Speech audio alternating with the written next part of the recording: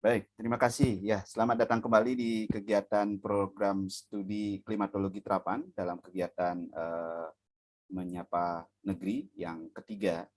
Ya, kali ini kita akan berdiskusi terkait dengan seperti yang disampaikan di dalam flyer gitu ya, bahwa kita akan berdiskusi tentang bagaimana programmer ya akan ikut berkontribusi dalam kegiatan-kegiatan terkait dengan isu perubahan iklim. Nah, tentu juga sesuai dengan apa yang sudah kami lakukan untuk yang program Menyapa Negeri 1 dan 2, kita akan mencoba berdiskusi, dan kali ini kita akan ditemani oleh satu alumni dari program studi klimatologi terapan.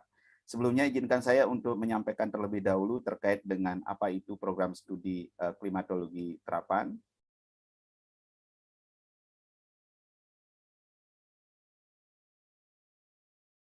Ya, baik, jadi program studi klimatologi terapan merupakan satu program studi pasca sarjana yang ada di Departemen Geofisika dan Meteorologi, Fakultas Matematika dan IPA di IPB University.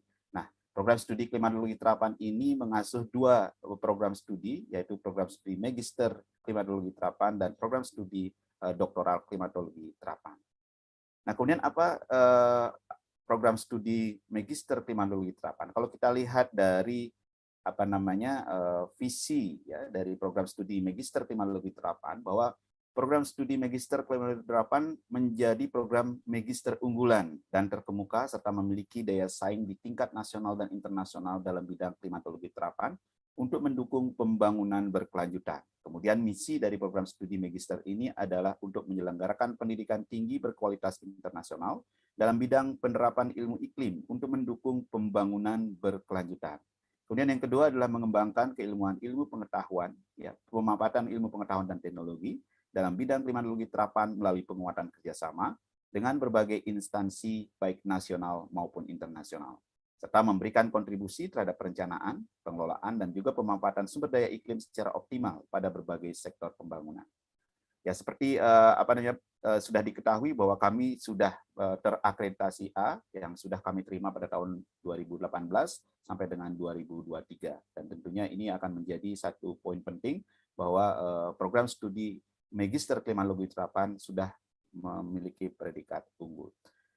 Program studi doktoral klimatologi terapan juga sama, yang merupakan berada di bawah Departemen Geofisika Meteorologi yang diasuh juga oleh program studi klimatologi terapan. Untuk doktoral klimatologi terapan memiliki visi menjadi program doktor klimatologi terapan dengan kompetisi akademik, riset, dan inovasi yang bertaraf internasional, dengan misi menyelenggarakan pendidikan dokter klimatologi terapan berkualitas internasional, mengembangkan ilmu pengetahuan, teknologi, dan inovasi original dan teruji di bidang klimatologi terapan melalui kolaborasi penelitian interdisiplin ilmu, multidisiplin ilmu, dan juga transdisiplin ilmu. Dan juga memberikan kontribusi terhadap pembangunan berkelanjutan melalui implementasi ilmu dan teknologi serta inovasi bidang klimatologi terapan. Seperti halnya juga program Magister Klimatologi Terapan, program Doktoral Klimatologi Terapan juga sudah memiliki akreditasi A yang kami terima pada tahun 2019 dan akan berakhir dan tentu akan kami lanjutkan di tahun 2024. Nah, terkait dengan topik hari ini, kita akan berbicara terkait dengan bagaimana seorang programmer berkontribusi dalam perubahan dalam isu-isu perubahan iklim. Nah, ini merupakan satu hal yang mungkin kita lihat di berbagai media dan lain sebagainya, bahwa coding itu merupakan the critical skills yang dikatakan drives digital world. Dengan era industri 4.0, maka menjadi seorang programmer atau tertarik dengan coding gitu ya, pemrograman itu menjadi sangat penting karena ini dikatakan sebagai drivers nantinya dalam digital world. Demikian juga dalam berbagai media dikatakan apa sebenarnya 9 skill digital yang sangat dibutuhkan dunia saat ini. Kalau misalnya kita telusuri, yang pertama adalah coding.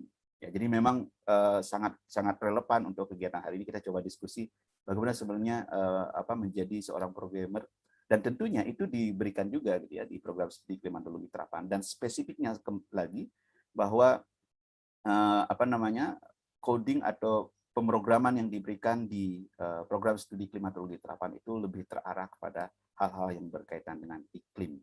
Ya, bagaimana kaitannya dengan iklim? Nah, ini merupakan satu hal di modern data. Kalau kita lihat di Global climate model GCM, yang di sana merupakan high complex dengan billion degrees freedom dan juga parallel computers ya yang berjalan di sana. Di sana akan terlihat bagaimana posisi dari climate models dengan kegiatan-kegiatan lain sektor industri, ya, energi dan sebagainya, terkait dengan bagaimana integrated assessment model, juga impact adaptations and vulnerability dan lain sebagainya, bagaimana climate model itu akan memberikan atau berdampak. Nah, untuk itu hari ini kita akan berdiskusi terkait dengan bagaimana programmer berkontribusi dalam ikut berkontribusi untuk melawan perubahan iklim. Untuk itu kami sudah mengundang satu alumni dari program studi klimatologi terapan, Saudara Agung Baruna. Gimana? Selamat pagi, Mas Agung. Saya panggil Mas Agung ya. Ya. Gimana kabarnya, sehat? Alhamdulillah. Pagi, Baik. Pak. Alhamdulillah. Baik, ya. Mas Agung ini mungkin sebelum kita diskusi terlebih lanjut ya, Mas Agung ini lahir di Surabaya ya, tahun 1997. Wah, ya ini ya. Kemudian menyelesaikan program studi di klimatologi terapan itu masuk di klimatologi terapan itu tahun 2019, kemudian lulus di tahun 2021. Wah, baru ya di tahun ini lulus dengan judul tesis Simulations of Climate Variables on Volcanic Eruptions with WRF CHEM Models dengan case study di Gunung Kelut ya. Kemudian menyelesaikan S1 juga di IPB ya tahun 2019. Tesisnya adalah Skin Surface Temperature and Water Vapor Volcanic Eruption ya, juga sama di Gunung Kelut, dan juga mengambil minor Environmental and Resource Economic. Wah, ini ya, komplit ya. Yang satu terkait dengan bagaimana analisis iklim menggunakan model WRF. Kemudian di satu sisi juga pengelolaan sumber daya lingkungan gitu ya, dan tidak hanya itu tapi juga di komponen ekonomi ya. Dan sekarang bekerja sebagai climate analyst ya, di research development staff di salah satu perusahaan yang bergerak di bidang mungkin lingkungan ya. Jadi yang di kehutanan ya. Kehutanan ya fokusnya ya, di kehutanan. Dan lebih banyak kegiatannya itu adalah melakukan riset analisis untuk climate data dari model dan juga observasi untuk kebakaran hutan ya. Kemudian juga memiliki tugas bagaimana memaintain dari instrumen-instrumen untuk stasiun cuaca yang dipasang. Baik, saya kira itu mungkin sebagai pendahuluan. Saya akan lanjut kepada Saudara Agung ini. Ya, jadi mungkin pertanyaan pertama nih, Mas Agung ya saya panggil ya. Mas Agung atau apa? Atau Pak Agung? Mas Agung mungkin ya. Enggak. Jangan Mas Agung ya, baik. Kapan pertama kali tertarik dengan pemrograman ini? Mungkin itu yang pertama. Sejak kapan itu bisa tertarik? Itu artinya bisa memiliki passion gitu ya untuk pemrograman. Untuk pertama kali itu sebenarnya tuh udah dari SMA ya, Pak ya. Sejak SMA kelas 11 ya, kelas 2 ya, kelas 2 SMA gitu kan. Jadi pas itu pertama tuh saya belajar bahasa pemrograman Pascal. Di SMA sudah bahasa pemrograman Pascal. Iya. Itu emang gimana ya, saya juga agak bingung juga sih, agak bingung juga gitu. Jadi pas ujian gitu kok jelek gitu dan jadi emang bahasa pemrogramannya agak-agak susah juga sih gitu. Terus kemudian pas kelas 1 SMA, terus kelas 2 SMA itu udah mulai belajar HTML yang pemrograman web itu. Itu memang ada pelajarannya atau otodidak atau memang ada pelajaran di ada pelajaran dari sekolah ya? TIK Pak, itu mata pelajarannya kan TIK gitu. Teknologi informasi komunikasi.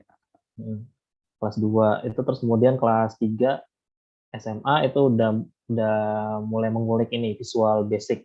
Dan ternyata Visual Basic ini digunakan di mata kuliah ya? Model simulasi pertanian. Model simulasi pertanian, iya. Gitu. Jadi mulai sejak itu, tapi masih belum nangkep ininya, masih belum nangkep tujuannya apa gitu kan. Jadi Hmm. buat apa sih kalau HTML oke lah buat web gitu kan, website apa. Ya, ya. Kemudian nah itu tuh pas udah mulai masuk kuliah tuh udah berhenti sejenak tuh. Jadi belum memperdalam lagi gitu. Nah, kemudian Hmm. pas semester 4 kan ada mata kuliah algoritma pemrograman pakai Python. Nah, di Python itu pun juga belum ini juga Pak, belum apa ya, belum belum mendapatkan esensinya gitu loh. Kenapa Oh, sih harus belajar Python gitu kan? ya, Itu ya. itu di GFM gitu kan, di GFM. Nah, mulai tertarik balik lagi itu pas udah semester 7 malah. Hmm. Jadi udah mulai masuk tingkat akhir, jadi apa ya, berkutat dengan model-model iklim kan. Yang pertama kali saya kenal kan Ya, ya. weather research forecasting itu kan. WRF Jadi ini ya. iya, dari WRF itu udah mulai merembet kemana-mana Pak. Jadi Hmm. awalnya tuh saya belajar, jadi urutannya tuh kan kalau misalkan dari SMA itu ada apa, Pascal, HTML, Visual Basic, Hmm. terus kemudian ke Python. Nah ini masih belum, yang keempat-empat ini masih belum dapat esensinya Pak saya. Gitu. Ya, ya. Masih belum tahu digunain buat apa sih gitu. Coba, Digunakan buat apa dulu coba gitu. ya. Nah, setelah itu baru pas semester 6 kan saya mengenal R, bahasa Semester pemrograman 6 R. ya. Iya, semester 6. Di mata kuliah klimatologi terapan Hmm. sama Pak Ferdinand dan Pak Bur. Hmm. Pak Bur. Ya. Gitu. Jadi udah mulai masuk semester 7 udah mulai mengira-ngira nih, oh kayak gini nih WRF nih, gini gini gini gini. Ternyata dari menginstal WRF kemudian menjalankan itu butuh bahasa pemrograman lagi. Bahasa pemrograman Linux gitu. Ya, ya, ya. Bahasa pemrograman. Jadi nggak hanya satu dua atau apa ya, kita cuma nganu satu itu masih Belum banyak belum ya. belum banyak, belum mencukupi gitu Belum loh. mencukupi gitu ya. Jadi Malah artinya apa namanya, kegiatan mengawali pemrograman itu walaupun tanpa tahu apa tujuannya itu sudah sejak SMA ya, artinya sudah punya ya basic gitu ya, punya basic. Nah, ini akan menarik gitu ya, karena kan pada umumnya orang melihat pemrograman itu, waduh ini apa namanya, susah gitu ya, bukan apa namanya identifikasi susah dan lain sebagainya gitu ya. Tapi kalau misalkan ini untuk apa terkait dengan kan sudah mengawali pemrograman itu dari SMA kelas 2 tadi ya. Itu sebenarnya yang dibutuhkan dalam mempelajari pemrograman itu kira-kira apa sebenarnya? Apakah cukup hanya kita tahu sintaks-sintaksnya saja atau kita mengetahui misalkan oh kalau saya di pemrograman itu yang penting logic prosesnya saya tahu, maka bahasa pemrograman itu sebenarnya apa saja bisa gitu. Yang penting kita mengetahui misalkan di dalam logic proses dan sebagainya. Atau seperti apa? Apakah kita harus menghafal semua bahasa pemrograman itu kan beda-beda ya, mungkin di Pascal dalam apa namanya mengidentifikasi apa string atau variabel atau apa gitu. Kemudian di basic di R dan lain sebagainya itu kan berbeda. Apakah itu harus dihafal atau bagaimana sebenarnya? kalau dihafal sih sepertinya enggak, Mbak. Susah ya kalau dihafal banyak Iya, sekali susah ya dihafal. sebenarnya. Karena fungsi-fungsinya tuh banyak sekali itu. Jadi awal pas pemrograman Pascal itu ya paling enggak ini aja sih, cara variabel gitu. Jadi A sama Ya, ya. dengan 2A sama dengan 1 gitu. Itu Oke. paling enggak yang dasar-dasar seperti itu dulu. Kemudian untuk menghafal fungsi itu kan agak banyak ya, karena sekarang kan teknologi udah berkembang pesat gitu. Jadi Ya, kita ya, juga ya. bingung mau belajar bahasa pemrograman apa sih gitu. Nah, Hmm. yang paling penting diketahui itu adalah kegunaan, manfaat. Tujuan Jadi mungkin ya, ya tujuannya ya. tujuan dan tujuan juga itu. Hmm. Jadi itu tadi yang saya bilang tadi Pak, yang 4 pemrograman yang saya coba dari SMA sampai semester 7 kuliah pakai Visual Basic itu Belum tahu arahnya belum tahu kemana. arahnya kemana gitu. Belum tahu Itu arahnya kemana. ya, tapi memang betul ya mungkin ya, seperti yang orang bilang itu kadang-kadang persiapan ketemu dengan apa namanya kesempatan gitu ya. Nah disitulah mungkin yang namanya keberuntungan gitu ya. Jadi seperti Iya, Saudara Agung mungkin tanpa sadar sebenarnya sudah mempersiapkan, oh ini belajar pemrograman, tapi belum tahu nih tujuannya apa. Kemudian ada kesempatan gitu ya. Nah di situ ternyata bertemu tuh, oh ini ternyata baru baru sesuai nih yang karena kan mungkin kalau kesempatan itu datang pada orang yang tidak siap gitu ya, mungkin bisa jadi beda hasilnya gitu ya, kira-kira ya. Baik, iya. nah ke pemrograman itu sendiri, itu kan di S1 ya, di GFM itu kan sudah diajarkan juga, tapi kan basic ya, dan itu sepertinya seperti yang saya ketahui itu lebih kepada bukan dari awal gitu ya, darinya tidak diberikan juga misalkan basic yang detail, tapi lebih kepada langsung implementasi. Ya. Nah, di dalam apa namanya mempelajari itu berarti lebih ke otodidak atau bagaimana? Atau Agung ikut apa? Mas Agung ini ikut apa? Kursus-kursus atau apa? Nah, itu Pak. Jadi sebelum apa ya, kalau Python itu kan pada saat semester 4 itu kan emang mata kuliah ya Pak ya. Jadi emang mau nggak mau harus ya mengejar nilai lah Pak. Kalau saya sih Oh, kan mata kuliah itu mata kuliah di apa namanya? Di Mayer-nya. Minor. Interdep Pak, Oh, Interdep. Interdep ya waktu itu Ya, ya, Interdep ya. kan sekarang ganti ini kan meteorologi komputasi. Ya. Hmm. Jadi emang ya itu sih harus harus menguasai dan emang ya udahlah pokoknya ngerjain aja dulu Yang gitu kan. belajar gitu ya. Belajar aja dulu deh. Jadi realistis ya, yang penting lulus gitu. Lulus aja sih. Alhamdulillah bagus juga nilainya kan. Bagus ya, iya maksudnya tercapai gitu ya, dan juga mungkin Iya. basic gitu. Nah, terus Nah, kemudian ternyata Python ini pada saat saya mempelajari R, apa saya mempelajari R tuh ini dulu Pak dari apa ya dari website. Jadi di website itu menyediakan kursus gratis. Pada saat tahun 2017 2018.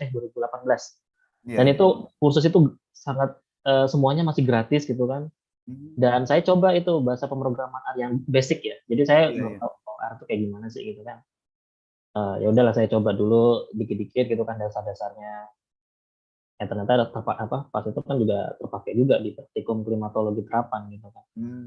Jadi emang dari kursus itu namanya datacamp.com. Oh, Jadi DataCamp, ya, ya memang ya, banyak sekali kursus-kursus gratis ya, dan menyediakan sertifikat juga ya di situ ya juga. sertifikatnya ada juga gitu. Kemudian untuk kursus yang lain itu ada dari Kominfo, digitalent.kominfo.go.id. Oh, Itu sekarang lagi buka nih sekarang. Kalau misalkan ada yang ini ya, yang nonton gitu kan oh bisa ya, bisa kalau ada yang daftar. tertarik ya, Ya, itu berarti kemana melihatnya? Ke websitenya atau proses pendaftarannya? ke websitenya Pak, digitalent.kominfo.go.id. Oh, Tapi oke. itu kalau yang saya lihat ya itu apa syarat-syaratnya berbagai macam Pak. Jadi programnya ada macam-macam. Kalau Hmm. misalkan saya kan udah kerja ya, jadi nanti masuknya Hmm. ke bagian yang udah kerja gitu. Kalau Oh, iya, iya. ada yang udah lulus S1, nanti ada yang Fresh kursus graduate gitu buat ya baru. ya fresh graduate. GA kalau kalau S1 Iya, tuh iya. GA namanya, Fresh Graduate Academy di Kominfo. Akademi. Oh, iya, iya. Wah, ini menarik. Tapi ya, tapi nggak hanya di dua itu aja Pak, sebenarnya banyak sekali ini kursus-kursus yang lain kayak di EDX, kemudian di Coursera, terus Coursera ya. DataQuest, banyak banget. Sekarang udah akses udah banyak sekali. Ya, sekarang kan pemrograman itu sudah menjadi bukan lagi hal yang apa namanya yang sulit itu harus dipelajari spesifik di satu tempat datang dan sebagainya. Itu sekarang kan dengan akses internet yang sudah semakin mudah itu kan bisa di mana-mana gitu ya. Nah, cuma memang kalau saya juga melihat di beberapa tempat itu memang tempat kursusnya itu atau tempat latihan belajar dan lain sebagainya itu bebas ya. Tapi pada saat beberapa tempat itu saat kita ingin mendapatkan pengakuan dalam bentuk sertifikat. Nah, itu kita harus ada beberapa yang harus membayar gitu ya. Jadi kita harus ikut ujiannya, kemudian kita membayar apa namanya untuk biaya ujian tersebut, baru sertifikat dan kita dapat. Tapi kan pada prinsipnya kalau kita ingin belajar saja, itu sebenarnya banyak sekali sumber-sumber terbuka gitu ya yang bisa digunakan. Jadi memang skill pemrograman seperti tadi mungkin disampaikan di awal itu memang sangat penting saat ini karena ya beberapa apa istilahnya startup itu kan berawal dari programming juga gitu ya. Tidak mungkin dia langsung jadi tanpa ada pemrograman itu. Jadi pemrograman itu menjadi apa namanya sangat penting. Nah, kembali lagi kepada apa namanya Mas Agung ini kan pemrograman kemudian sekarang spesifik kegiatan pemrograman itu lebih ke iklim ya, lebih ke iklim gitu ya. Artinya sesuai dengan background itu lebih ke iklim cuaca dan iklim. Nah, kalau misalkan saat awal mempelajari pemrograman yang mungkin dari Pascal, kemudian R dan sebagainya, kemudian sekarang menggunakan pemrograman itu untuk iklim. Itu apakah ada bedanya sebenarnya pemrograman secara umum dengan pemrograman untuk iklim ini? Kalau untuk iklim dengan untuk umum sebenarnya sama aja sih Pak. Jadi berawal dari apa sih namanya? Ya umumnya kayak gitu lah. Kalau misalkan buat R statistik ya. emang kalau R untuk statistik kan ini awal mulanya muncul gitu. Tapi mulai kesini itu bukan lebih ke statistik lagi. Emang fungsi statistiknya tetap ada, gitu. Tetapi itu dikembangkan kemudian. Jadi bisa melakukan analisis spasial, kemudian ada beberapa package ya, kita nyebutnya itu package atau library, jadi suatu kumpulan fungsi yang dikhususkan untuk bidang tertentu. Gitu. Ada kalau iklim tuh banyak tuh, banyak juga gitu yang mengembangkan gitu kan. Ya kemudian itu jadi mulai ke sini dan saya pun juga mulai kepengen membuat package itu kan. Oh, wah ini apa idealisme yang muncul nih ya. Kalau package itu kan berarti apakah begitu package itu disebar itu berbayar atau bisa digunakan oleh siapa saja? Seperti package-package yang misalkan selama ini kan di statistik ada package atau apa library yang kita load gitu ya. Kalau misalkan kita menggunakan R itu kan kita ada library kita masukkan dulu baru kita bisa gunakan misalkan apa ggplot atau apa package-package lain dan lain sebagainya atau di apa namanya package climate dan lain sebagainya atau hydrology gitu. Hydrology kan ada juga package-nya di R dan sebagainya. Itu kan apa gratis gitu ya. Nah, maksud yang tadi apa Mas Bayu maksud itu membuat package itu juga sama, akan seperti itu akan di-share secara terbuka gitu pada orang lain atau bagaimana arahnya? Iya Pak. Iya, jadi membuat package itu kan memudahkan orang, tapi yang pasti harus tahu dasarnya R dulu kan kalau misalkan Ya, kita betul buat betul. R gitu. Jadi untuk memudahkan aja sih, untuk memudahkan apa ya? Jadi saya saya juga nyoba-nyoba nyari sih, nyari. Kayak misalkan kan saya lebih apa sih masih berkutat di WRF ya, Weather Research Forecast. Ya, ya. Jadi saya kepingin buat aja gimana sih orang-orang itu memproses WRF ini. Kan saya tadi pada saat install WRF itu kan macam-macam tuh harus ada bahasa pemrograman yang lain tuh Linux terus Iya, iya. apa-apa gitu kan. Nah ini dengan misalkan cuma dengan R saja untuk install WRF udah cukup selesai. Gitu. Jadi nggak perlu menguasai bahasa pemrogramannya. Jadi package itu memudahkan seperti itu. Jadi membuat suatu tools yang ya package itu paket gitu ya, paket yang memberikan kemudahan kepada orang untuk melakukan apa namanya fungsi-fungsi tadi gitu yang seharusnya mungkin beberapa fungsi yang dijalankan masing-masing. Nah, di package itu sudah include semua gitu ya, satu paket itu dikumpulkan. Wah, menarik ini. Ya, jadi mudah-mudahan bisa segera. Nah, kembali Ya, lagi, pernah nggak terpikir ini bahwa saya akan menjadi tertarik ini untuk pemrograman gitu, waktu awal-awal gitu mungkin di SMA gitu sebelum ini, pernah nggak berpikir bahwa saya akan apa ya kegiatan-kegiatan itu akan banyak ke pemrograman itu pernah ada bayangan sebelumnya itu atau mengalir saja tiba-tiba wah sekarang tiba-tiba udah kalau ditelusuri tadi kan sudah bisa Pascal, R, apa tadi basic gitu ya sekarang untuk model WRF-nya sendiri dan sekarang mengembangkan lagi dan sebagainya. Itu pernah seperti itu terpikirkan atau mengalir saja atau bagaimana? kalau saya sih mengalir aja sih Pak. Ya Itu, karena ini penting juga gitu kalau misalnya dalam arti ini kalau orang wah aduh ini Mas Bayunya sudah mempelajari pemrogramannya sudah dari lama nih. Kalau misalkan saya yang baru nih apalagi misalkan kalau saya gitu ya sudah umur dan sebagainya itu apakah masih ini nih apa namanya masih untuk mempelajari pemrograman itu masih cukup gitu masih layak atau bagaimana sebenarnya atau harus dari awal itu harus dari SMA atau SMP gitu untuk belajar pemrograman ini. ya bisa dari sekarang juga sih Pak. Jadi kalau emang kepikiran mau jadi programmer tuh nggak terlalu kepikir. Karena gini, pernah ditanyain orang tua gitu. Nanti setelah SMA mau kemana sih? Kuliahnya tuh lah mau di mana gitu.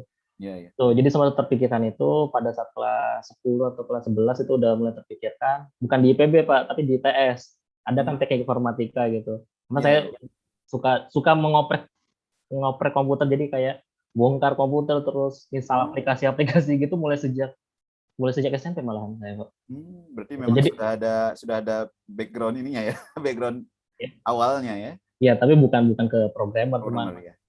install gitu rusak udah service gitu. Jadi kayak Iya, iya. kayak emang errornya ya trial error aja sih. Nah, pas sudah mulai masuk ke IPB nih, ini udah mulai ada nih apa sih aplikasinya gitu loh. Iya, iya. Tujuannya ada gitu. Kalau apa ya mungkin beberapa tahun ke depan tuh saya kurang tahu juga apa sih namanya teknologi untuk bahasa pemrograman ini pasti bakal terus berkembang. Iya. Cuman nggak tahu apakah misalkan saya mempelajari R, apakah ada sesuatu yang baru lagi dari R gitu. Soalnya R ini kan sejak tahun 98 apa 97 gitu. Sudah ada ya. Sudah ada, sudah lama banget. Dan Tapi Python sekarang perkembangannya lumayan cepat itu R itu ya. Jadi orang menggunakan juga di berbagai sektor gitu malah sekarang ya digunakan. iya. Kalau Python kan lebih lama lagi tahun 70. Ya. Lupa saya. Ya. Tapi maksudnya pemrograman. Nah, skill pemrograman ini kan penting ya. Seperti tadi disampaikan, 5 tahun lagi seperti apa? Itu betul gitu. Jadi kita tidak tahu ya apa yang akan terjadi terkait dengan ini ya, dengan teknologi ini, dengan sekarang kan sangat berkembang pesat itu. Teknologi ini belum semua dikuasai dan belum tersebar. Artinya dikuasai oleh masyarakat, sudah muncul teknologi baru. Nah, sekarang kembali ke Mas Agung ini, waktu kuliah itu kan di S1 juga, kemudian melanjutkan juga di S2 klimatologi terapan ya, tahun 2019 ya, langsung setelah lulus itu langsung melanjutkan ya? 2018, Pak. Oh, 2018. Fast track. Oh, jadi masuk S2-nya itu di semester 7. Oh ya, berarti ada overlapping antara S1 dan S2-nya ya. Jadi S1 semester 7-8, S2-nya sudah masuk di semester 1, semester 2. Nah, ini tugas-tugasnya berarti lumayan banyak ya. Iya, banyak, Pak. Saya hitung-hitung 24 SKS semester 7 itu ditambah. Wah, 24 SKS itu memang full, berarti 1 minggu itu lumayan itu banyak ya, 24 SKS. Iya.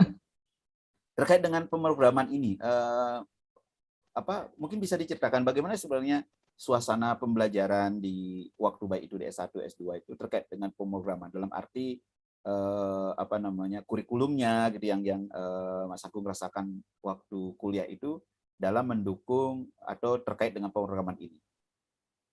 Kalau suasana belajar sih emang kalau saya tuh belajar sendiri, Pak, gitu.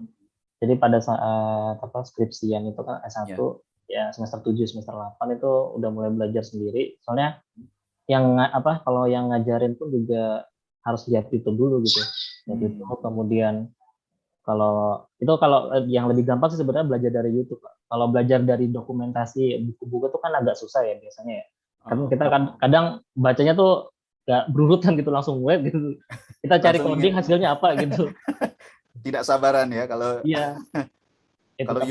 Kalau YouTube orang menjalankan juga, jadi kita meniru apa yang orang tuliskan. Mungkin kalaupun mereka mengalami kesalahan, kita ikut juga gitu mempelajari itu ya di YouTube. Iya gitu. Jadi kalau misalkan di YouTube bisa, tapi kok kita nggak bisa, nah itu udah mulai sesuatu itu. Jadi gitu. Emang lebih banyak belajar sendiri, Pak, saya. Kalau emang pas pada saat semester 2 S2 itu berarti semester 8 saya skripsian. Itu di metode klimatologi lanjut di mata kuliah S2 ya. Itu kan ada Pak Fakih itu pernah ngajari juga masalah gimana sih cara ngolah data NetCDF, data spasial gitu ya. Kalau di R, kita mintanya di R semua tuh, satu kelas tuh mintanya di R aja Pak, jangan di MATLAB gitu. Soalnya kan kalau R kan gratis, kalau MATLAB kan bayar. Harus berbayar dan tidak semua bisa mendapatkan akses kan yang gitu ya. Iya, gitu. Kalau R free ya. Jadi di kelas kita ngikutin, dan Pak Fakih itu juga ngelihat tutorial juga gitu. Nah, lumayan sih ada tutorialnya juga di satu website itu deh. Mulai dari situ saya udah mulai banyak nyoba-nyoba, terus errornya ya udahlah cari di Google banyak gitu kan. Tiap orang belajarnya beda-beda sih, Pak. Ya, tapi artinya kalau di program pasca sarjana itu kan memang mekanisme atau sistem pembelajaran itu kan terbuka ya. Terbuka itu artinya mungkin tatap muka dan sebagainya, atau proses pembelajarannya itu lebih ke teoritis gitu ya, teoritis yang diberikan di kelas dan lain sebagainya. Tapi untuk yang skill-skill yang tambahan itu sepertinya lebih banyak juga harus dieksplor kembali kan oleh mahasiswanya gitu ya. Itu sepertinya ya kira-kira proses pembelajaran di iya gitu, Pak. Nah, melihat tadi di awal saya bacakan terkait dengan skripsi dan juga tesis yang Mas Agung ini buat ya. Itu kan terkait dengan letusan gunung itu ya. Kemudian menggunakan WRF. Mungkin bisa diceritakan sedikit bagaimana sebenarnya penelitian itu secara garis besar itu dilakukan, dan apa sebenarnya fungsi WRF, dan kemudian skill pemrograman itu ada di bagian mana dari penelitian itu? Aduh, saya disidang lagi nih. Ya kan maksudnya begini. Jadi maksudnya secara global gitu, secara global seperti apa penelitian itu. Nah, karena ini akan bisa menjadi salah satu gambaran, siapa tahu nanti ada dari teman-teman gitu yang atau siapapun gitu ya yang mencoba, oh saya ingin tertarik juga nih dengan topik yang sama yang Saudara Agung ini buat gitu ya. Wah, ini bagaimana, terus apa yang saya harus persiapkan itu atau begitu. Jadi bagaimana misalnya apa yang sebenarnya perlu dipersiapkan terkait dengan, kan WRF itu harus dipelajari, kemudian ada basic dan lain sebagainya. Kemudian penelitiannya itu kan terkait dengan apa namanya tadi, dampak letusan gunung terhadap iklim ya, iklim mikro kalau tidak salah ya. Atau mungkin gimana secara global itu seperti apa sebenarnya penelitian yang dilakukan? Ya,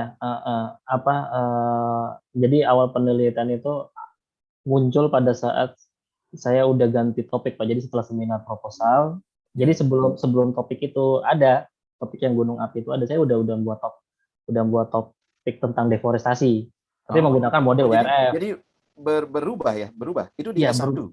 iya, dia satu Oh, berubah total wah, lah itu. berarti harus belajar dari awal juga terkait dengan topik yang baru berarti ya, Iya, setelah proposal. tetapi metodenya sama, Pak, pakai WRF juga.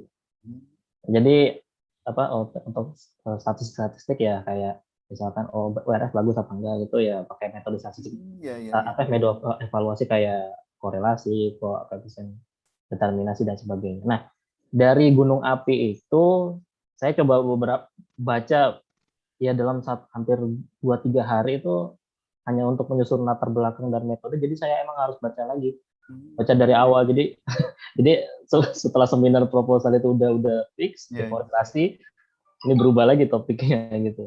Hmm, Jadi emang apa ya, latar belakangnya itu adalah emang masih sangat ini ya, sangat jarang ya apa tuh namanya untuk penelitian penelitian terkait ya.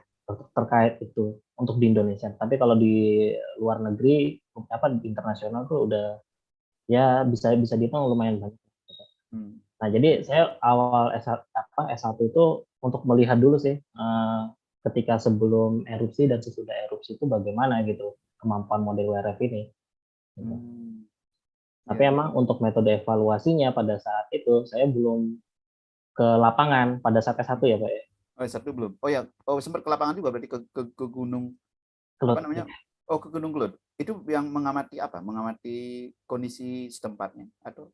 Ya, jadi awalnya jadi itu untuk lanjutan di S2-nya, Pak. Jadi Hmm. ketika kita coba WRF ini bagus apa enggak ya saya harus ke lapangan juga gitu. Jadi Ya, per ya. 5 jadi saya sama sama teman saya juga SEAL Ya, ya.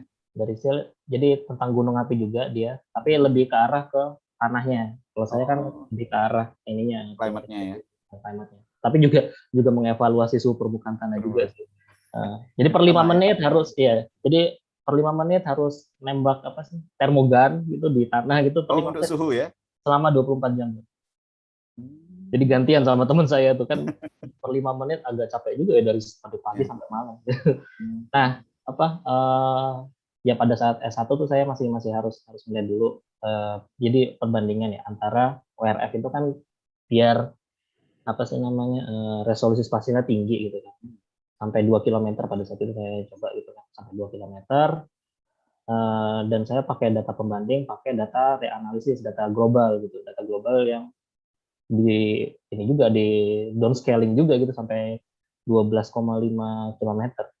Dan ternyata emang apa ya kalau dilihat secara klimatologi untuk data area analisis ini ternyata ada seperti kayak ada anomali gitu Pak.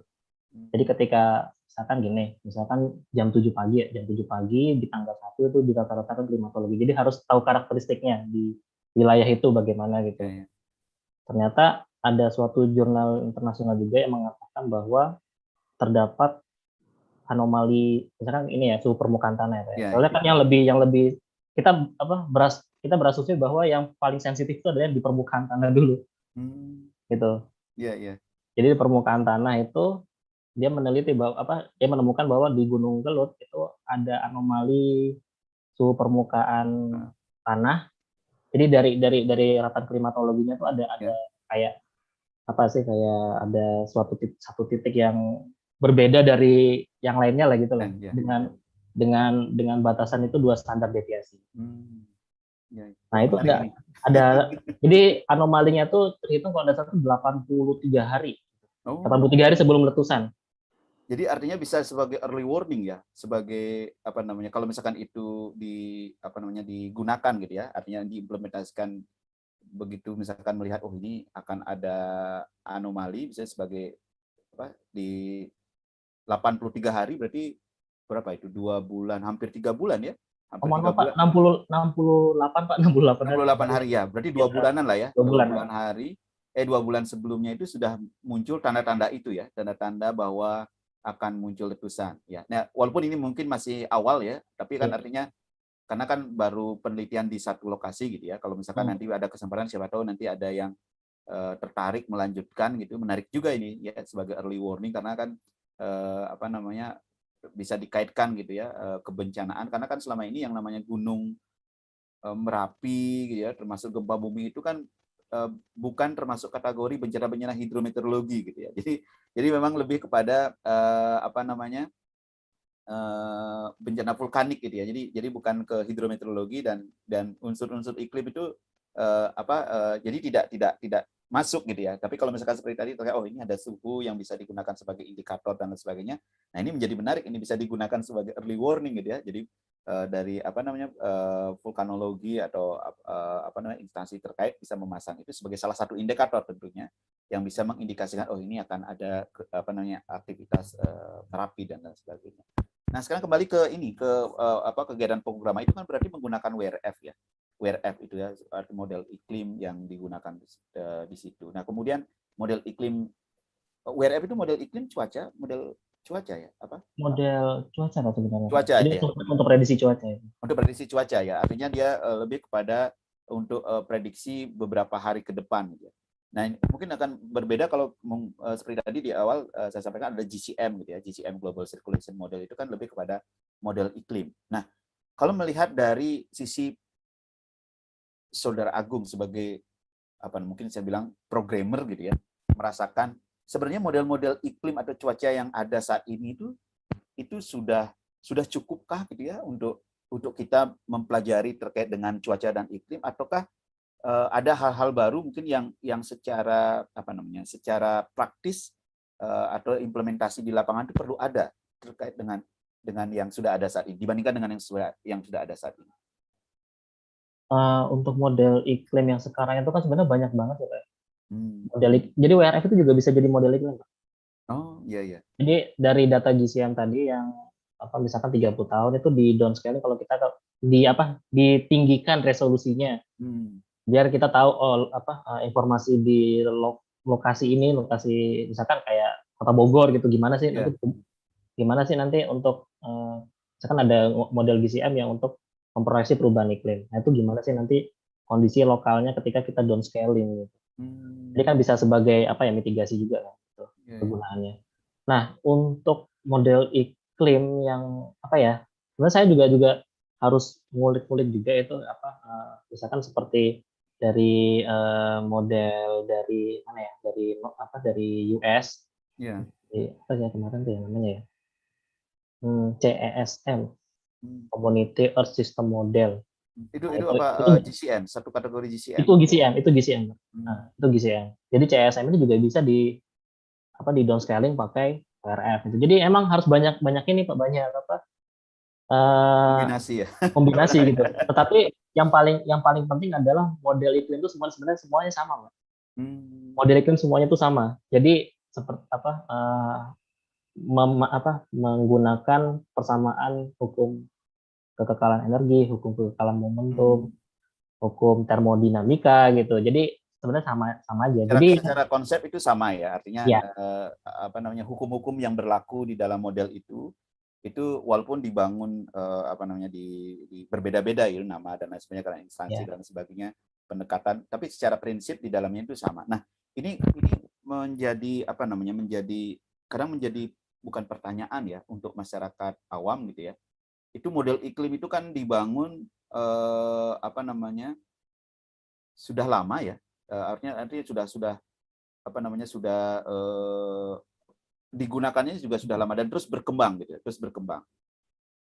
Terkait dengan yang dari pengalaman Saudara Agung ini, Mas Agung ini, terkait dengan akurasi model-model yang selama ini seperti apa sebenarnya?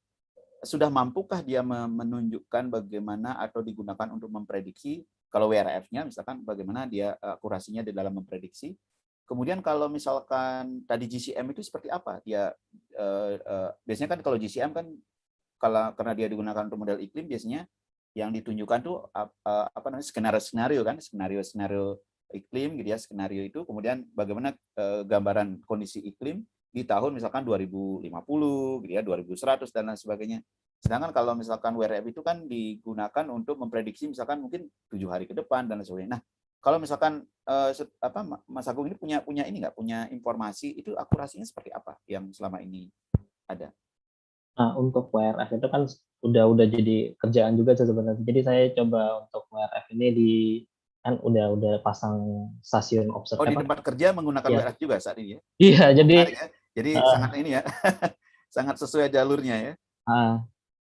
ya sementara alternatifnya itu Pak, tapi masih banyak model-model cuaca yang lain gitu. Jadi apa ya, yang sementara ini bisa dilakukan cuma itu dulu gitu, karena Ya, ya. untuk menambah atau pindah itu kan prosedur kerjanya beda Pak. Butuh waktu lagi ya. Iya, butuh waktu lagi. Jadi prosedur kerja untuk apa sih, misalkan menjalankan WRF seperti ini. Ternyata misalkan saya mau menjalankan model apa ya namanya ya, misalkan model icon itu dari dari Jerman kalau nggak salah, icon. Nah, untuk misalkan pindah ke model ke situ lagi, itu prosedur kerjanya beda lagi karena yang membuat apa skripnya itu kan orangnya beda-beda, nggak mungkin sama Ya, ya. kan. Iya, Jadi betul. ya tergantung tergantung Style orang yang itunya. membuat. Iya. Style itunya ya. Nah, ketika saya udah pernah nyoba juga untuk misalkan model CSN itu kan, buat disertasinya Kak Umu juga itu pada saat itu. Maksudnya cuma coba mengulik-ngulik gitu, mengulik isinya ini apa gitu kan. Waduh, prosedur kerjanya beda lagi gitu kayak Ya, ya. kayak WRF ini. Jadi harus telaten. Nah, dan untuk akurasi itu kalau untuk kan saya simulasi WRF itu anggaplah di ini seperti kayak di mana di tempat penelitian di Gunung Kelot itu aja udah bagus sekitar 90%-an untuk suhu udara 90% korelasinya lah ya, korelasi titiknya itu. Jadi kalau kita ambil titik ini stasiunnya kita alat observasinya kita taruh di situ, paling nggak mewakili yang sekitar gridnya itu. Misalkan 10 km udah bagus gitu. Jadi ya lumayan bagus. Tapi yang jadi permasalahan adalah emang untuk memprediksi memprediksi curah hujannya agak susah juga Pak. Oh iya. Jadi nilai curah hujan itu emang agak susah diprediksi nilainya ya, curah hujannya. Tapi kalau untuk kejadian hujan itu cukup bagus Pak. Jadi saya setiap bulan itu merunning WRF untuk di wilayah Kabupaten Ketapang gitu, di tempat kerja di lokasi Kegiatan kerja ya sekarang. kegiatan kerja. Itu udah lumayan cukup bagus ya untuk memprediksi kejadian hujan aja itu sekitar 80-90%-an setiap bulan Pak itu Pak. Dan itu evaluasinya bukan per hari tetapi per jam. Oh, sangat detail ya. Sangat detail gitu. Ya. Oh, iya ya. Karena memang diperlukan akurasinya, artinya resolusinya seperti itu ya, dibutuhkan dalam aktivitas atau tujuan-tujuan kegiatan yang sekarang ya. Iya. Per jam. Oh, oke. Ya. Wah, Untuk model yang lain ya saya juga kurang tahu sih karena emang harus ya, ya. mencoba gitu. Tetapi seharusnya sih karena kita nggak bisa menggunakan hanya satu model saja sih Pak. Jadi emang harus multi model gitu kan. Dan saat misalkan kayak HMWF itu kan mengeluarkan produk prediksi cuaca gitu kan selama dua minggu gitu kan. Selama 2 minggu dan HMWF ini juga dan setiap 2 minggu itu pun itu nggak hanya misalkan besok hujan terus 2 hari ke depan hujan. Nah itu kan cuma satu nilai aja Pak. Nah di HMWF itu bisa sampai 51 Pak. 51 simulasi gitu. Simulasi ya. Jadi bisa ketahuan peluang hujan besok berapa persen gitu. Nah itu persentasenya itu dari dari banyaknya simulasi satu model itu melakukan banyak simulasi. Jadi dari 51 itu bisa di-ensemblekan gitu ya, dipilih atau Iya, dicari maksimumnya. Mungkin kalau ekstrim berarti kan peluang maksimumnya bisa dicari. Wah, itu menarik ya. iya, Ya, iya. menggunakan HCMW ya. Nah, kembali lagi kepada apa namanya background dari kita ya, artinya di bidang climate gitu ya. Itu kan mungkin basic kita kan memang bukan dari programmer ya, bukan software engineer gitu ya. Kemudian tapi kita sekarang beberapa dari yang mempelajari iklim itu malah bukan beralih sebenarnya, menggunakan software atau aplikasi dan akhirnya tertarik dan lebih banyak fokus kegiatannya di programming gitu ya. Nah, kalau misalkan dibandingkan seperti orang yang memang dari awal belajar terkait dengan software engineer, menjadi software engineer gitu ya dari awal. Kemudian yang satu lagi misalkan yang berawal dari basicnya itu mempelajari climate sebagai background-nya. Nah, kemudian kedua-duanya kemudian belajar bersama gitu ya. Yang satu belajar tentang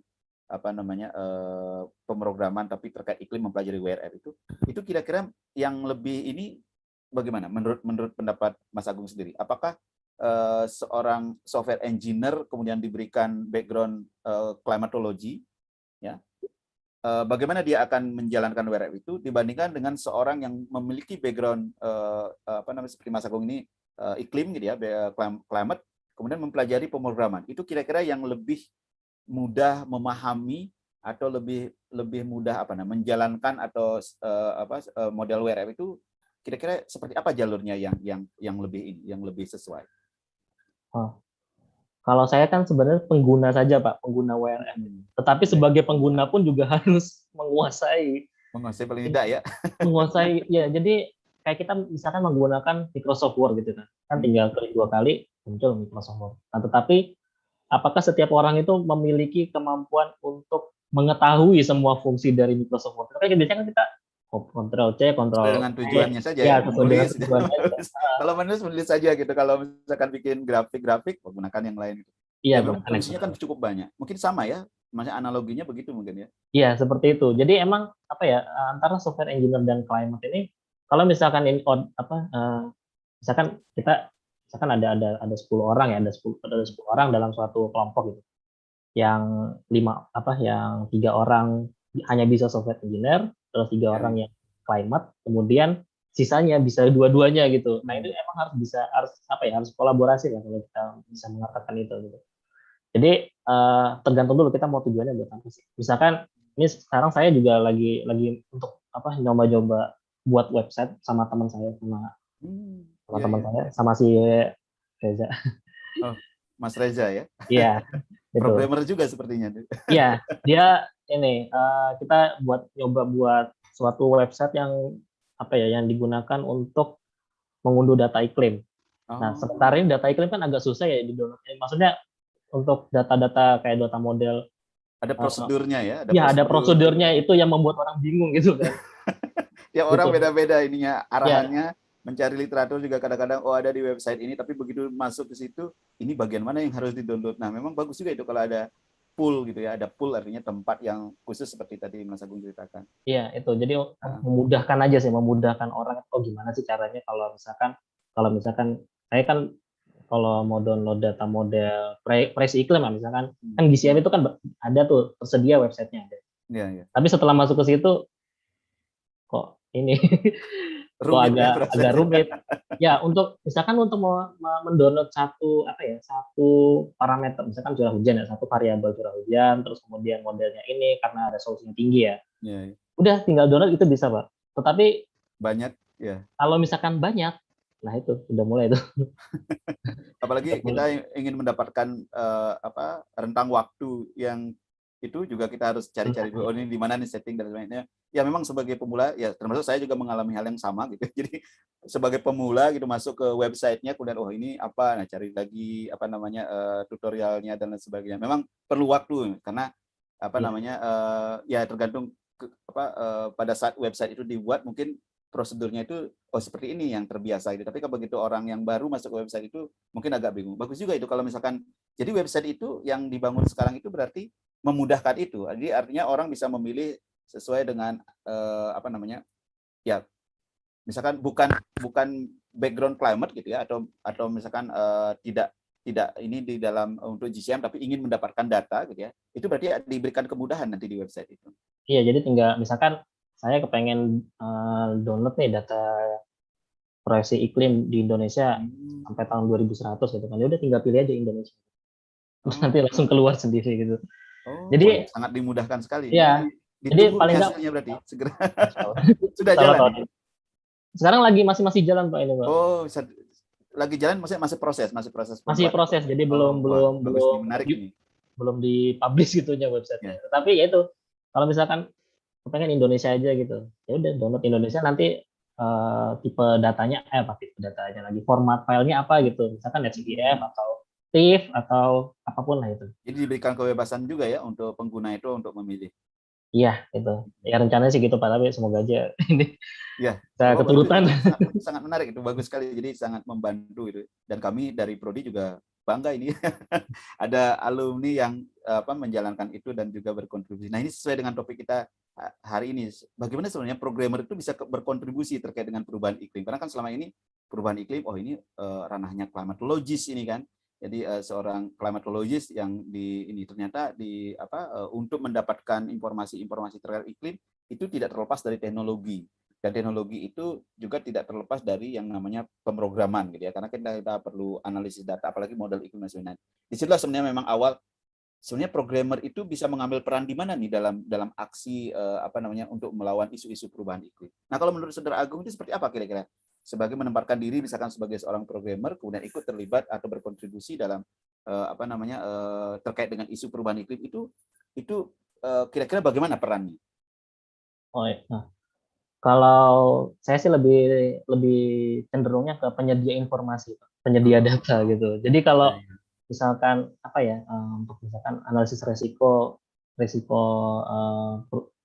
suatu tempat perubahan iklim kayak gimana sih gitu. Nah, itu saya masih belum mendalami sedalam itu gitu. Walaupun udah pernah dapat mata kuliahnya sih. Jadi emang masih belum mendalami itu, tapi emang saya lebih cenderung untuk penyediaan informasi atau penyediaan data gitu. Jadi untuk yang website saya tadi itu yaitu untuk penyediaan informasi. Ya, berarti secara umum programmer itu mampu berkontribusi dalam menyediakan tools-tools untuk memudahkan seperti tadi ya, aktivitas entah itu mendapatkan data, termasuk juga mungkin analisis data dan lain sebagainya. Nah, mungkin untuk interpretasi dan lain sebagainya ya bisa seorang klimatologis melakukan itu, tapi untuk penyedia tadi, tools tadi, misalkan untuk analisis data, untuk mendapatkan data kemudahan itu berarti programmer sangat berperan di situ ya. Iya Pak, penyedia kayak tampilan gitu, misalkan visualisasi gitu. Kan sekarang misalnya kayak websitenya dari IPCC itu juga sekarang udah lumayan interaktif sekali Pak. Jadi ada gambar bumi berputar gitu kan. Nah, kita pengen tahu tuh curah hujan ketika suhu udara naik 1,5 derajat itu udah kelihatan tuh di situnya. Ada kalau tidak salah di website IPCC ya. Jadi yang sudah dimudahkan ya. Iya, sudah seperti real kondisi real itu di bawah visual itu sudah dibawa seperti kondisi real ya.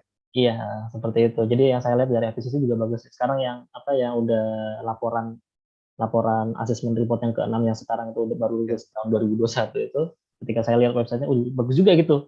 Ada gambar bumi berputar, kalau 1,5 derajat suhu bumi naik gitu, apa yang terjadi sama suhu udara dan curah hujan gitu. Jadi cuma 2 parameter aja, tapi itu bagus loh ininya, visualisasinya, memudahkan kita gitu. Ternyata ketika suhu misalkan yang skenario terburuk yang 4 derajat ya, misalkan 4 derajat pada tahun 2100 gitu.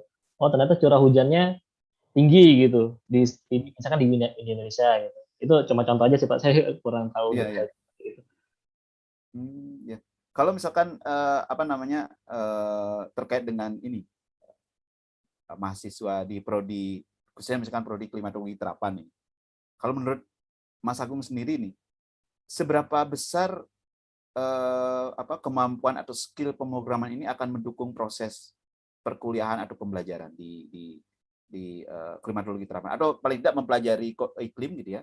Kalau ingin mempelajari iklim sebagai seorang mungkin nanti klimatologis dan lain sebagainya, pemrograman itu berperan sejauh mana dalam skill yang dimiliki oleh seorang klimatologis? Di sini ada dua istilah, programmer sama coding. Oh, programmer Program sama coding. coding. Ternyata itu dua hal yang berbeda, Pak. Jadi programmer itu sebenarnya adalah suatu kreativitas dari kita tuh untuk membuat sesuatu. Itu apa, programmer ya? Programmer itu programmer. Jadi misalkan misalkan kayak saya buat website gitu kan. Nah, itu programmer tuh. Nah, kalau coding, nah itu baru menulis prosedurnya. Nah, itu coding. Jadi, nah, tapi emang kalau menurut saya sih programmer juga penting juga ya kalau di. Kalau dulu mungkin namanya sistem analis dan coding mungkin ya. Sistem analis itu lebih ke programmer tadi ya. Jadi dia membuat fiturnya, membuat alurnya dan lain sebagainya, kemudian membuat bahasa mungkin belum ke bahasa mesinnya dan sebagainya gitu ya. Baru nanti diberikan ke coder gitu ya. Yang membuat kode-kode itu. Nah, yang membuat kode-kode pun biasanya mungkin kalau dia memang tertarik untuk kode saja gitu ya, membuat kode, mungkin juga tidak mendalami tentang proses itu ya secara keseluruhan gitu ya, tapi membuat seperti ini, mungkin seperti itu ya. Iya, Pak. Jadi emang seorang yang ingin membuat coding itu juga harus tahu garis besar alur besar itu seperti apa. Jadi kayak kita membuat diagram alir aja, Pak. Biasanya kan kalau di tugas akhir kan ada tuh diagram alir bagaimana. Itu sebenarnya udah menjadikan seorang programmer, Pak. Jadi ketika kita misalkan mulai terus ini harus diapain gitu. Kayak kita misalkan mau menganalisis kekeringan meteorologi. Kayak apa datanya apa, terus kemudian prosesnya bagaimana gitu. Terus algoritmanya seperti apa, persamaan yang digunakan seperti apa. Nah, itu nanti itu kalau menurut saya sih itu menjadikan seorang programmer, Pak. Ya? Jadi jadi kalau orang-orang kalau kita ya teman-teman itu misalkan di skripsinya atau tesisnya ada banyak yang menggunakan diagram alir nih, itu sudah jadi programmer. Anda adalah sudah programmer gitu. Tinggal bagaimana cara mengimplementasikannya aja gitu. Karena dalam bahasa program yang sesuai mungkin ya. Iya gitu. Nah, terus kalau coder gimana? Coder itu yang bagian mananya nanti dia? Jadi misalkan saya kan WRF, berarti nanti bahasa pemrograman yang dipakai adalah Linux, kemudian untuk analisisnya pakai R, kemudian untuk apalagi visualisasi pakai R gitu. Jadi untuk memilih Pak, memilih bahasa pemrograman, Pak. Kan itu kan kalau misalkan saya coba pakai WRF untuk menganalisis parameter cuaca atau iklim di Gunung Kelut. Nah, itu teknologi yang saya gunakan untuk visualisasi pakai apa sih? Pakai Excel atau pakai yang lain gitu ya? Yang lain atau pakai Python? Kalau pakai Python juga bisa gitu. Python, R. Nah, itu sebagai itu buat ininya aja, buat luarannya apa sih gitu kan. Apakah dalam bentuk grafik, apakah dalam bentuk grafik interaktif kayak pembuatan web. Seperti itu sih, Pak.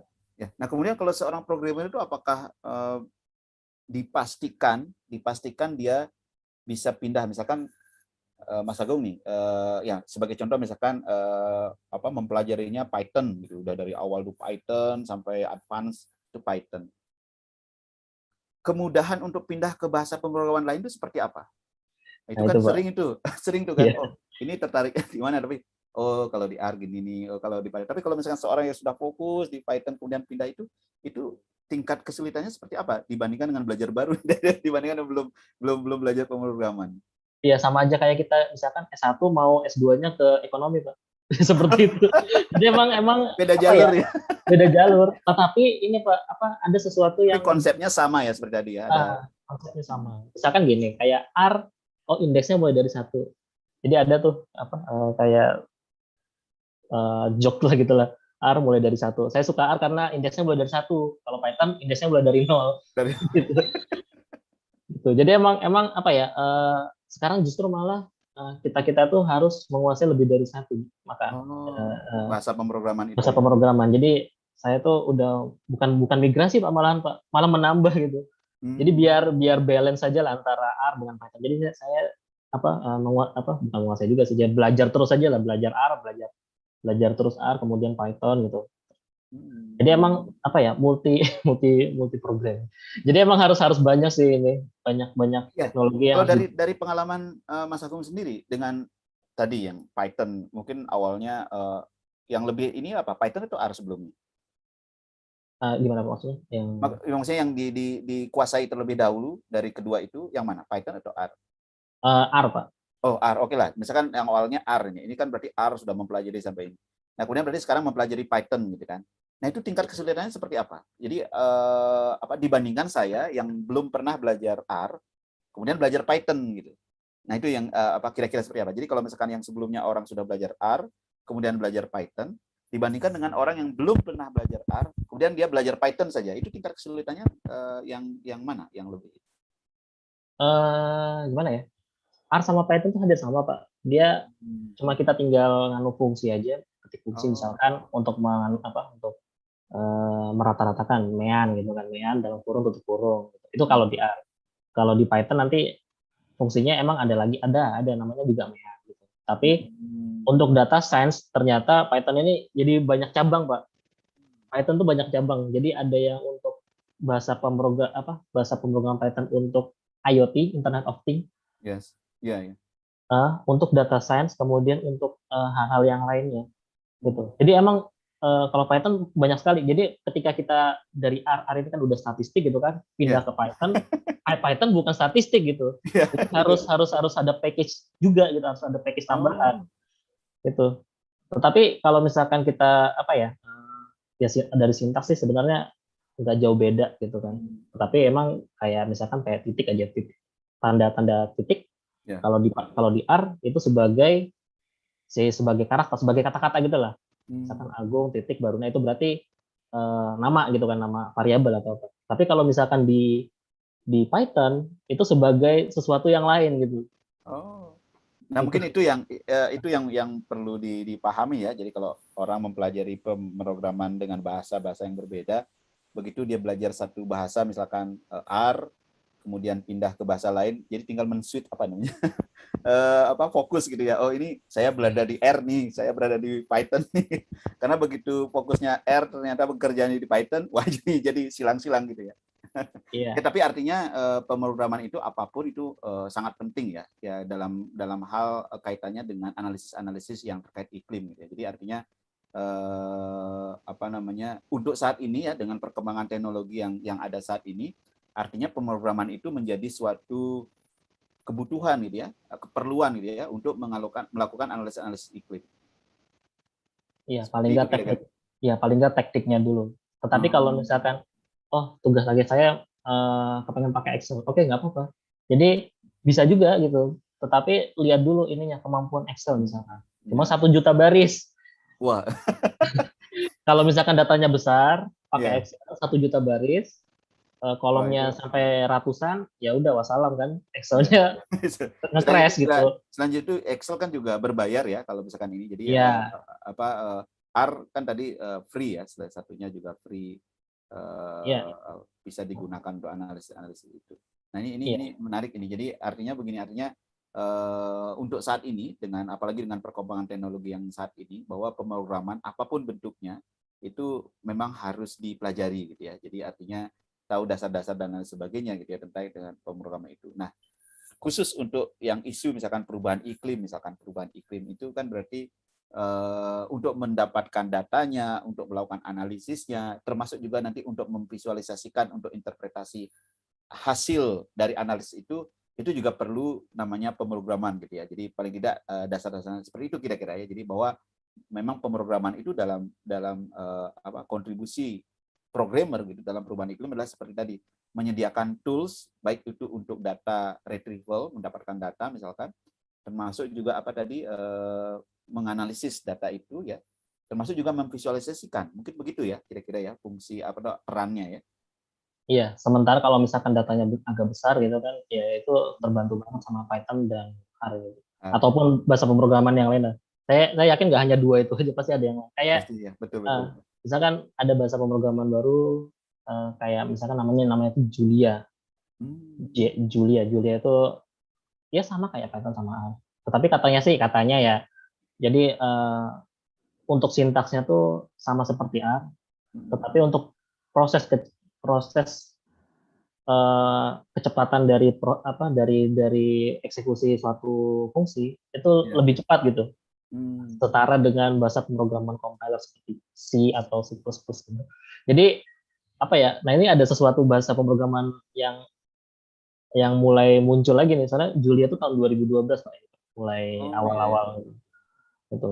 Jadi Julia emang general purpose, tetapi lebih banyak ke arah ke data science, ya hampir sama kayak R seperti Hmm. Ya itu. sekarang kan data science itu kan apa namanya menjadi hot topic gitu ya data science Ya, dan sebagainya. Nah kembali lagi nah, sebagai seorang apa namanya klimatologi, artinya mungkin fokus kalau misalnya kita ingin menganalisis data iklim, ya misalkan menganalisis data iklim seperti tadi memvisualisasikan kemudian melakukan interpretasi, minimal bahasa pemrograman yang dipelajari itu apa? Kira-kira dari pengalaman ini ya, dari pengalaman minimal yang kira-kira bisa kita pelajari itu apa minimumnya itu kira-kira requirement-nya itu bahasa pemrograman apa yang sudah cukup sebenarnya untuk melakukan analisis data itu. kalau ini agak bertentangan dengan ini sih, soalnya saya belajar R buat kayak apa, buat nganu ya visualisasi dan proses gitu kan. Dan Hmm. itu emang sintaksnya lebih gampang dan saya lebih lebih lebih enak berpikirnya gitu. Iya, iya. Dan tapi saya lebih menyarankan Python Pak, bukan R Pak. Karena Python ini Oh, dibandingkan library-nya R lebih lebih ini Python ya untuk analisis data iklim ya. iya, karena package-nya banyak sekali Pak. Jadi kalau ini agak rasa-rasa Oh, harus ini harus ada menarik juga, statistiknya. bisa bisa menjadi apa namanya masukan untuk kami juga ya. Yang selama ini karena fokus kita juga di R juga sama juga ya. Karena selama ini mungkin kita banyak R pertama karena free, kemudian bahasanya tuh lebih sederhana kalau saya lihat ya. Jadi apa alur proses dan sebagainya itu mengikuti alur alur pikir kita gitu mengikuti. Tapi kalau misalkan dari pengalaman mungkin Python lebih ini ya Iya, ternyata untuk Python tuh analisis data lebih iklim. lebih apa ya, lebih lebih banyak ininya package-nya. Dan untuk misalkan seperti ini, seperti Noah ya, Iya, iya. Noah yang US itu mereka juga banyak mengembangkan package buat iklim, tapi Hmm. pakai Python. Hmm. Iya, Nah, iya. tetapi adalah ya ini permasalahannya, yang kemudian jadi masalah itu adalah, oh ketika kita install package ini kok tidak bisa diinstal di Windows atau di Hmm. macOS. Nah itu Python itu kan web based ya biasanya. kan enggak Pak, enggak, Nggak bukan, harus ya. enggak harus. Jadi emang kita harus harus harus paham dulu apakah package ini bisa diinstal kalau kita kan paling banyak ya di Windows ya, di Windows. Hmm. Apakah bisa diinstal di situ atau enggak gitu. Nah, itu harus dibaca juga gitu. Hmm. Kalau misalkan ini nggak bisa diinstal, berarti bahasa pemrogram apa? Jadi nggak semua package Python tuh bisa diinstal di semua sistem operasi. Jadi Hmm. harus dilihat requirement-nya dulu gitu. Ya. Kayak misalkan kayak apa ya? Ada Python WRF Python ada WRF Python. Hmm. Jadi Python ya. package Python untuk menganalisis khusus data-data WRF. Hmm. Ya, Gitu. ya. Jadi emang ada ininya Pak, ada apa ya? Ada terkhusus gitu loh. Ya, spesifik Lebih spesifik untuk ya. WRF ya. Lebih Ya, spesifik. sudah ada Nanti package-nya untuk WRF ya. untuk apa? Misalkan untuk kita mau plotting siklon tropis gitu ya. Hmm. Nah, itu ada package-nya tersendiri gitu. Hmm. Atau bisa kita bisa pakai package yang sudah ada, yang udah dibuat juga gitu. Makanya itu emang harus baca dokumentasinya lebih dalam. Karena emang setiap package itu juga fungsinya juga beda-beda. Dan mungkin ketika kita misalkan analisis statistik pakai ada ya namanya, kalau di Python itu namanya pandas. Pandas, ya, ya. Pandas itu untuk apa? Untuk kayak ini aja sih, kayak data table Excel itu aja. Ke bawah ini kolomnya apa, Kolom row-nya apa, kolom gitu ya. kolom apa gitu kan. Nah, itu bisa pakai package yang lain gitu, dengan apa ya, dengan fungsi yang sama juga Ya, sebenarnya. ya. Tapi yang paling terkenal ya itu tadi, kalau misalkan Python pakai Pandas untuk data NetCDF atau data spasial, itu juga banyak tuh kayak raster IO, terus kemudian NetCDF, ada NetCDF namanya, NetCDF 4, Ya, ya. terus SAR, Xarray. Ada banyak banyak banyak banget pasalnya, bisa sampai puluhan ribu lebih. Oh, ya. Ya, kalau kalau misalkan saran ini artinya kan ada mungkin mahasiswa yang sekarang sedang melakukan penelitian ataupun nanti baru masuk dan tertarik untuk mendalami terkait dengan analisis iklim gitu ya. Kalau misalkan saran ini yang bahasa pemrograman itu kira-kira apa dulu nih harus dipelajari, kemudian apa gitu ya. Step-stepnya itu dari awal itu kan Mas Agung ini kan mengalami dari awal nih, dari benar-benar belajar otodidak terkait dengan menganalisis data cuaca, data iklim gitu, sampai sekarang menggunakan di bidang yang lebih besar sampai di bidang pekerjaan. Nah, kalau misalkan merunut itu, kemudian ada orang misalkan, saya ingin menganalisis data iklim, paling tidak nanti di akhir saya bisa memiliki skill lah untuk analisis data iklim. Itu kira-kira belajar bahasa pemrograman dari mana dulu baiknya gitu? Yang mungkin mudahnya atau baiknya lah seperti apa? Kalau baiknya sih lebih dari dasar dulu sih Pak. Kalau mau belajar bener-bener ya Pak. Kalau saya kan, ya jangan tiru saya juga sih. Soalnya emang dari dasar langsung loncat gitu Pak. Dasar itu Jadi maksudnya bahasa pemrograman apa yang basicnya itu? semuanya Pak. Oh. Semuanya. Nah, jadi mau Python, mau R, mau C++ ataupun itu harus dari dasar dulu. Jadi kita harus tahu fundamentalnya seperti apa gitu kan. Itu Kalau saya kan langsung loncat gitu aja kan. Langsung Jadi aplikasi ya. Ya langsung aplikasi. Jadi ketika saya menerapkan, oh ini ada misalkan buat grafik curah hujan nih seperti ini nih, udah ada tuh coding. Saya coba tag, loh kok nggak bisa. Jadi emang harus tahu dasarnya dulu sih Pak. Jadi paling nggak struktur datanya seperti apa, kemudian tipe datanya seperti apa, terus kemudian dari suatu fungsi itu apa sih yang mau dikeluarkan gitu. Emang harus dari dasar dulu gitu. Jadi kalau pemrograman tidak hanya sekedar ngoding gitu ya. iya, jadi emang harus tahu teorinya juga. Teori juga. Itu yang penting juga ya. Jadi kalau ada masalah-masalah tahu ininya ya. Tahu sumber masalahnya itu dari mana gitu ya. Iya, harus tahu. Ini menarik, ini bisa menjadi masukan untuk teman-teman yang nanti akan melakukan penelitian atau menggunakan penelitian pemrograman untuk analisis data. Itu perlu tahu juga ya, seperti tadi saran Mas Agung, perlu tahu juga nih basicnya nih. Jangan sampai nanti ketemu masalah karena tidak tahu basic, mungkin pondasinya seperti kalau misalkan rumah gitu ya, pondasinya harus tahu dulu sehingga bangunannya itu menjadi lebih kokoh gitu ya kira-kira ya. Wah, ini menarik ini. Ya. Nah, kalau misalkan di antara dua bahasa itu tadi walaupun tadi disarankan Python, kalau misalkan untuk pemula yang mungkin lebih ini dipelajari apa? R atau Python mungkin untuk analisis data iklim? Kalau lebih gampangnya sih R gitu. R ya. Iya, lebih gampangnya tuh R. Tapi kalau untuk merujuk udah untuk mulai advance gitu ya. Untuk advance itu udah mulai ke Python. Python ya. Oke, berarti R masih ini ya untuk basic ya, pemahaman awal gitu ya. Mungkin Python karena R? Karena R itu ya kalau dilihat memang di dalamnya prosesnya itu memang skrip yang digunakan pun logical prosesnya itu muncul di situ gitu. Pada saat kita kita memunculkan misalkan mengalihkan atau mendapatkan data, menganalisis seperti tadi rataan dan sebagainya itu memang R, dan kita bisa lihat ininya prosesnya gitu ya. Baik, wah ini menarik nih diskusi kita, dan tidak terasa kita sudah hampir di penghujung. Kita sesuai jadwal kita dari jam 7.30, makanya kita lebih pagi ini sampai jam 9 ya.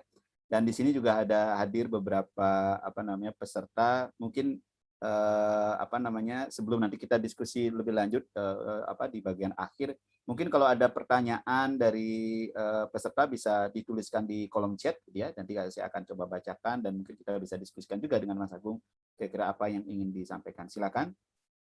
Di sini ada beberapa peserta yang hadir, kalau misalkan ada yang ingin disampaikan.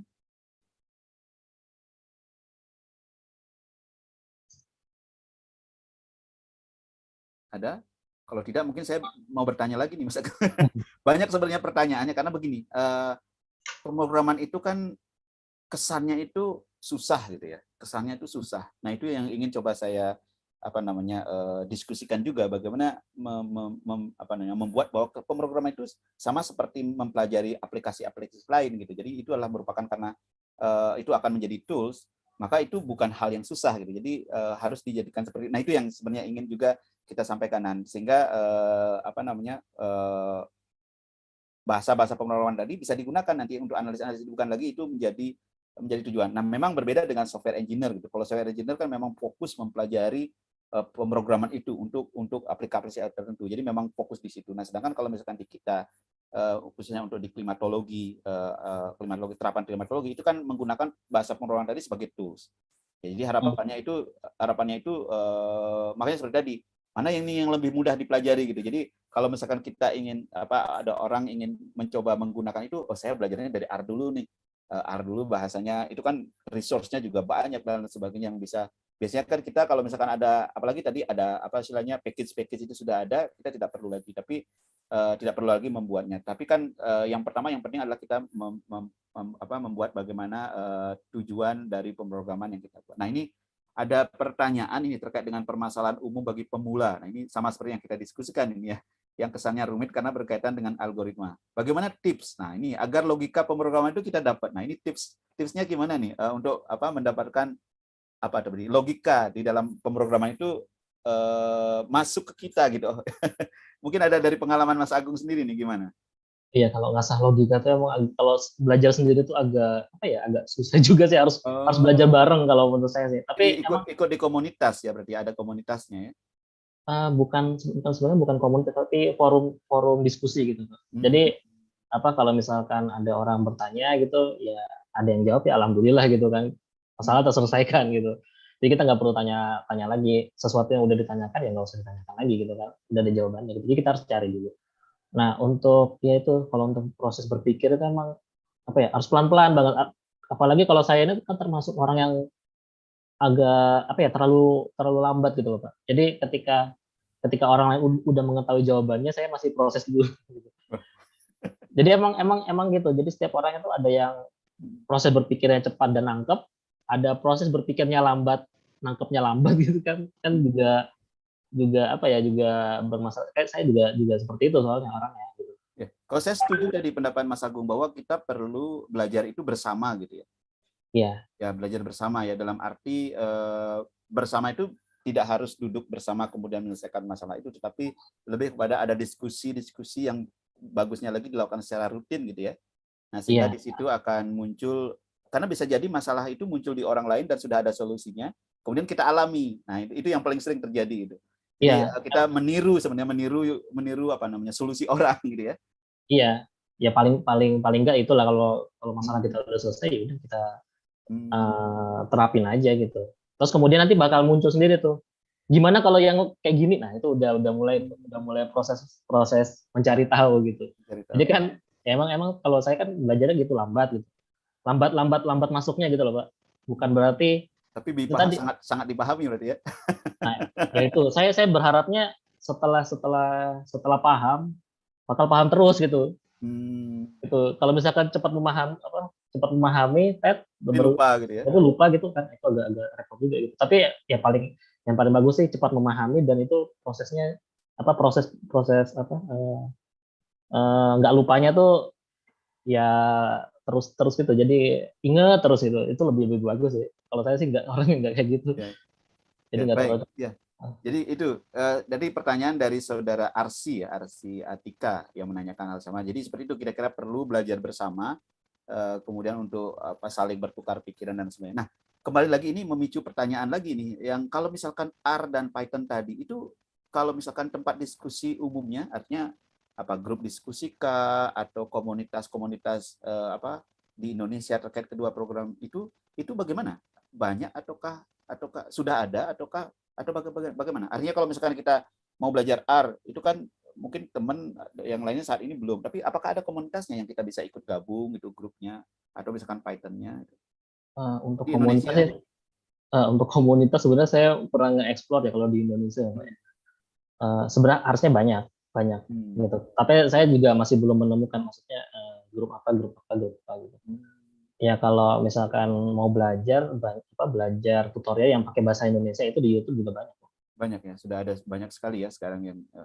Tapi artinya ada tempat bertanya seperti itu, karena kalau misalkan komunitasnya itu, saya yakin tapi komunitasnya sudah banyak ya, karena itu kan sudah lama pemrograman dan orang sudah biasanya saling bertukar pikiran itu sudah dilakukan. Itu menjadi menarik karena seperti tadi kembali lagi ke yang rencana website yang akan dibangun oleh Saudara Agung ini kan idealisme yang sangat-sangat bagus gitu ya, bahwa itu akan memberikan solusi, dan itu juga pasti akan, saya yakin pasti akan di awal-awal itu akan banyak sekali informasi-informasi yang akan diperlukan oleh pengguna gitu ya kan, karena dimanapun namanya suatu sistem informasi itu kan biasanya kadang-kadang di awal-awal itu masih apa namanya, saya kurang tahu, misalkan ada istilah yang namanya user identification gitu ya, apa sih yang Iya, diperlukan pengguna. Nah itu iya, biasanya di awal, walaupun itu sudah mencoba kita juga identifikasi pengguna sebenarnya, tapi karena kan sebaran varian apa dari pengguna itu kan dari A sampai Z gitu ya, yang mungkin kita tidak bisa identifikasi satu persatu. Nah itu akan muncul itu pasti di awal-awal. Tapi setelah lama,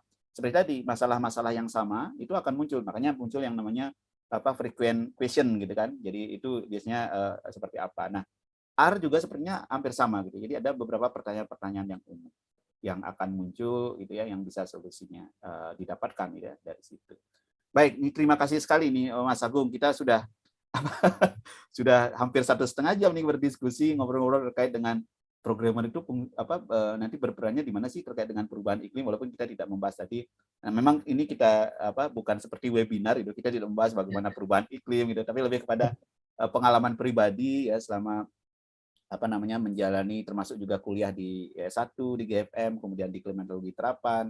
Itu bagaimana pemrograman itu memberikan peran. Itu yang sebenarnya. Jadi kami juga ingin memberikan gambaran bahwa di klimatologi terapan juga diberikan pemahaman dasar terkait dengan pemrograman, dan nantinya bisa dieksplorasi oleh mahasiswa, dan tentunya setelah lulus itu memberikan pemahaman tidak hanya di bidang klimatologi tapi juga skill ya, karena pemrograman ini masuk ke dalam skill ya, bukan kalau sedangkan klimatnya sendiri itu kan keilmuan gitu ya. Jadi kalau misalkan keilmuan didukung dengan skill, wah itu luar biasa sekali itu. Jadi bisa kemana-mana nih nantinya gitu ya.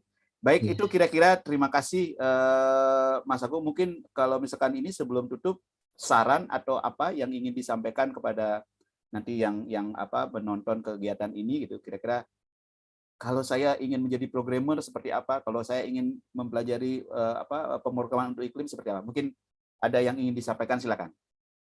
iya.